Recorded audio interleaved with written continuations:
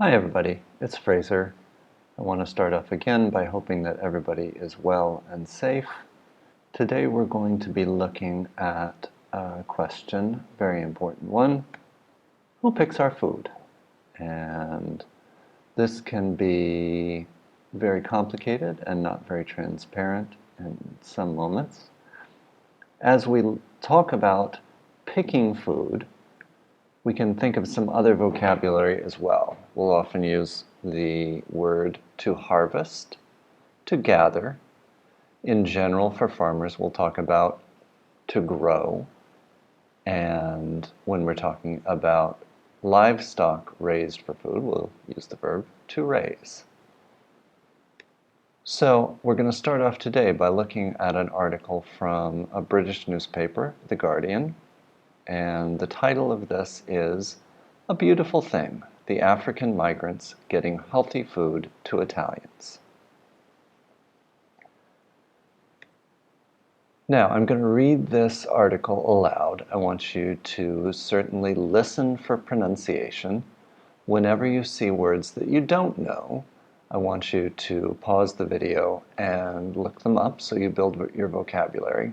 Some of the words that I think might be important for you to learn, you may not know already, I've highlighted in red. Some of the other collocations, for example, I've highlighted in green. And if you want to see this article on The Guardian's website, you can go to the link, which is there at the bottom. And I'll also put this on the LA page. So, this is from a series called The Upside. The title is A Beautiful Thing, the African Migrants Getting Healthy Food to Italians. After years of exploitation, former fruit pickers set up a cooperative near Rome selling vegetables and yogurt. Now, they are working twice as hard to get supplies to families under lockdown. Ismail bends over the vegetables in the middle of the field and shouts to his co-worker, "Lore, you're doing nothing and your back already hurts?"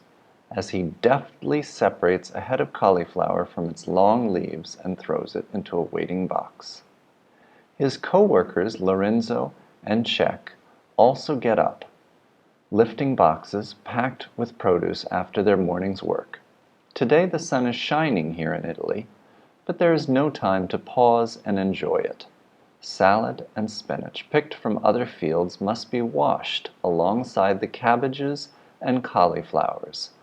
Boxes for delivery have to be readied and loaded into the van. Now the reason I have put have to be readied into blue, I want you to look at that expression and think of it in terms of the type of verb tenses that we've used. Have to be readied. This is a form of the present perfect, but it is one which is also a passive sentence. So I want you to look at that and see if you can figure out why it's used in that case.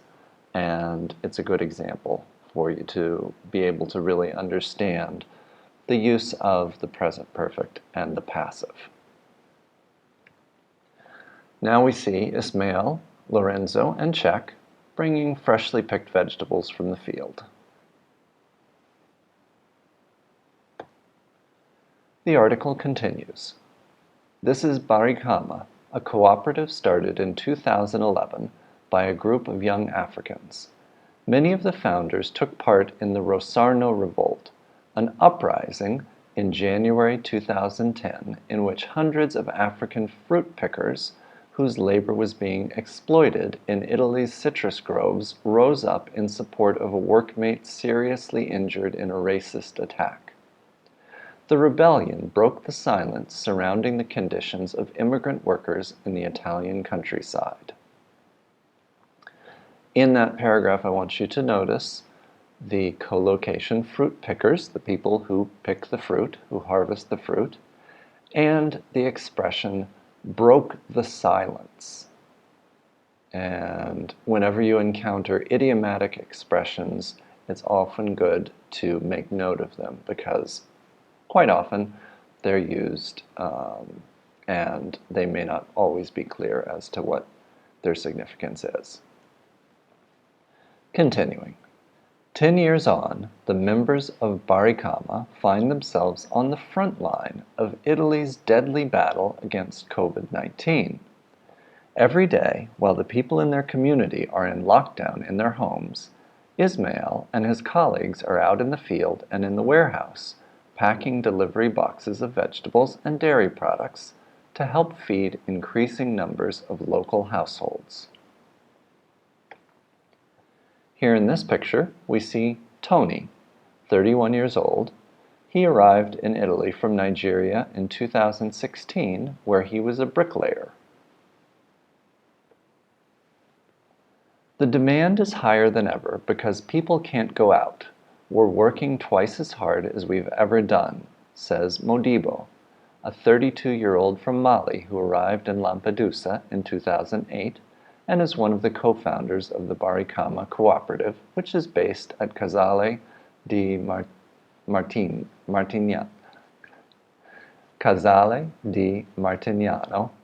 22 miles from Rome. Every day, all day, is just farming and deliveries. Every day we're getting new orders, and we won't stop working because people need us. Yet even though it is very hard to feel useful to people in this awful moment, it makes me very happy. For Modibo and all the members of the cooperative, this job is also a form of redemption from exploitation. Barikama means strength or resistance in the Malian dialect Bamara. Here we can see Abubakar planting salad in a field on the shores of Lake Martignano. The cooperative has its warehouse in Pineto, a historic working-class neighborhood of Rome. At 7 in the morning, the sky begins to lighten. Something has changed in our life, says Modibo. If you're not rich, you can't afford to heal yourself and buy medicines. If a person you love falls ill, you can't do anything, and you lose your mind. Each morning, the young members of the Barikama Cooperative meet at the warehouse to load the van and then divide their daily duties among field work, deliveries, and taking food to local markets. Here's Modibo and Antonio on the farm. One of these is the Trieste market in Via Chiana. While normally the market bustles with customers, in the current lockdown only 24 people are allowed in at a time. Today it is Tony's turn to man the Barikama stall. Tony arrived in Italy 4 years ago from Nigeria and shortly after began laboring in the tomato fields of Foggia alongside hundreds of other migrants and refugees. In Foggia, they gave €4 for each 350-kilogram box filled. It was like a race, he says. Another cooperative member, Czech, was a football player in Senegal and studied biology at university. When he arrived in Italy in 2007, he worked in the fields to survive. I looked around at the situation and always did the maths, he says. In Rosarno, there were between 200 and 300 people working without contracts for over a month. It's not possible that nobody noticed. How did they escape paying taxes on all that money they were making? Czech makes a delivery to one of the cooperative's regular customers. The idea for the cooperative came from a friend at a social center that the men attended after the 2010 Rosarno uprisings. All of the men knew how to farm. She suggested that they come together and start producing their own food. At the beginning, we were making our own yogurt and we managed to make only about €5 or €10 each, which at least allowed us to call home, says Czech. In 2014, they formed a cooperative and found a place to base themselves, the Casale di Martignano, a farmhouse in Martignano. They made agreements with the farm owners to start dairy farming, to rent the machinery to start producing yogurt, and then to farm the property's unused fields. 6 years on, Barikama cultivates 6 hectares of orchards and produces up to 200 liters of yogurt a week. Here is Modibo washing down the glass jars of yogurt. In one of the fields, Czech checks the weight of the freshly packed crates before loading the van. The cooperative's finances are managed carefully. Something is always set aside, and the rest of the profits divided equally. According to Czech, the goal now is to gain more autonomy, extend distribution, and increase wholesale sales to guarantee a stable salary for everyone. It's not much, but 2019 went well, an average of 500 euros per month, 700 euros in the last months of the year, he says with a smile. In summer for a month we gave up wages, but we didn't lose money. I want to point out in that second paragraph the term wholesale. Wholesale is different from retail. Retail sales are sales directly to the consumer. Wholesale sales are sales, in this case, from a farm to a distributor, or in general in business, from the producer to a company in the middle of the distribution chain. Here's a picture of Modibo at his home in Rome. And the end of the article. Now they feel that they are performing a vital task in keeping their customers healthy in a time of extreme trauma and fear. It's a beautiful thing that we are helping feed the community in these terrible times, says Czech, as he turns and gets back to work. Okay, if you want to review that article, please go back. You can go to the beginning and read through it again. And then when you're ready, come back and I want to ask you a couple questions. Welcome back. So first question I want to ask is, would farming in Italy be possible without migrant labor? There's an easy answer, and it's no. Like in most of the developed world, there are not enough people who want to work on farms, and therefore farming would not be possible without migrant workers and with migrant labor. One question then that many people will ask is, do immigrants impact employment for native-born citizens? Again, here, it's a political answer, but the answer is yes. And the way in which they impact employment for native-born citizens is in a positive way. Many people actually say that 5 immigrants create 6 jobs because immigrants will have all the same needs for consumption as the native-born population, and therefore when you have more people in an economy, there's more demand, and when there is demand, there's supply. And an additional factor, let's look at a chart here. This is from the United States, but I think it applies probably in many, many countries around the world. The immigrants to the United States do different jobs than native-born citizens. And if you look up at the very top, the ratio of immigrants compared to native-born citizens is over 3 in the farming, fishery, and forestry areas.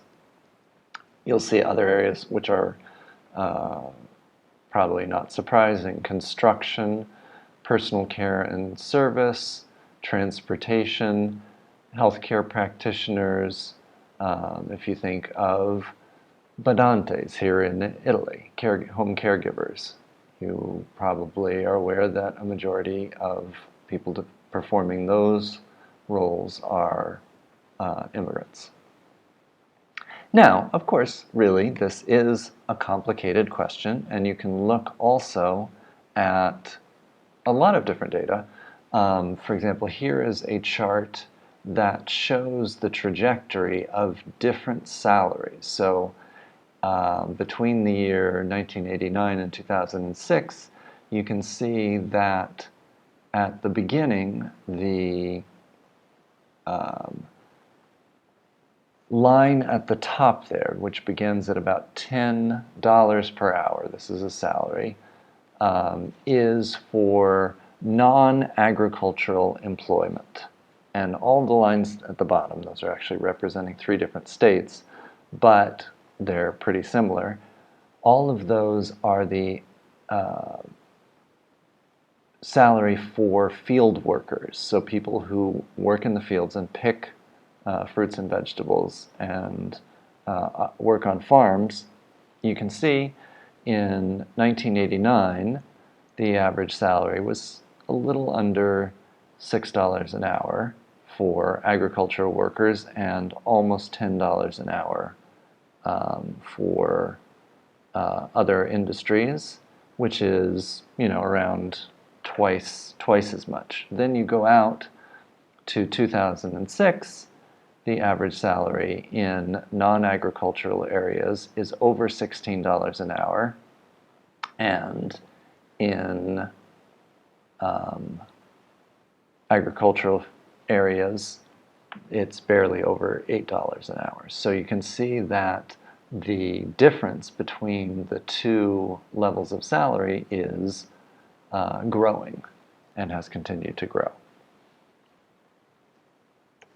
Now, the reasons for this are complicated, but one direct contributor is the fact that we as consumers do not expect that food is going to become more expensive. So here we have as an example, this is from, again, the United States, the 2020 Consumer Price Index, or CPI, forecast indicates a continuation of low inflation at grocery stores and supermarkets. While it is likely that month-to-month volatility will increase as supply chains and the economy adjust to the coronavirus outbreak, we do not now expect big changes to food-at-home prices for the year overall. In 2020, food-at-home prices are expected to increase between 0.5 and 1.5%, as potentially the 5th year in a row with deflating or lower than average inflating retail food prices. So this is an area where prices are not rising, therefore profits are not rising, therefore salaries on farms are not rising. And this certainly creates an environment in which the pressure to have as low labor costs as possible become extreme. So now what I'd like you to do for homework, I'd like you to watch this video. It's a little difficult in some places, but it tells kind of the ugly, honest truth of what it can be like to be a migrant farm worker, in this case in Italy. So watch this video, and then what I'd like you to do is I'd like you to write a short analysis of the situation and what you think that possible solutions might be. One important thing I'd like you to consider, in your opinion, how can the health, safety, and human rights of the people who grow, pick, and deliver our food be protected? And this is, I think, when we look at the big picture, particularly in the light of dealing with coronavirus in the world today, a very, very important question. All right, so I look forward to hearing what you think about that. And again, for yourself, for your families, I really hope that you stay safe and healthy, and I will talk to you soon.